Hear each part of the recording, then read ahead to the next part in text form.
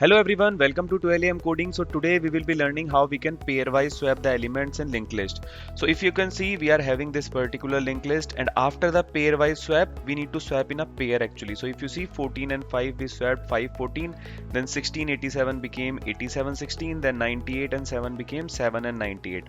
So this is the code of this particular question, which is pairwise swap. So what we need to do, simply we need to keep the track of this particular node in the head. We are just keeping a temporary variable so that we can return in the last, and then we need to run the loop until your node is not equals to null or node.next is not equals to null. So for example, if you are having odd nodes into this linked list, then this node.next we need to check because we don't have anything to swap. Then what we are doing in the temporary integer variable, we are keeping this not dot data. So for example, in the beginning your pointer will be at this position, so we are keeping this data 14 into 10. Then not dot data we are assigning to not dot next dot data. So this, if this is a node in the beginning, then this is not dot next.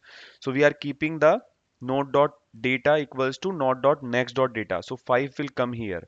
Okay, and then node dot next dot data equals to temp. So whatever we stored in the temp, we are keeping it into our second element, and then we are moving it by node equals to node dot next dot next, because these two are already swapped 5 and 14. So we are moving our pointer by two positions.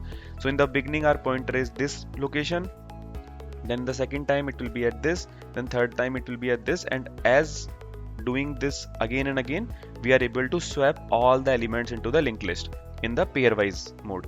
Okay, so yes guys, that's it for this particular tutorial. Thank you and see you in the next tutorial.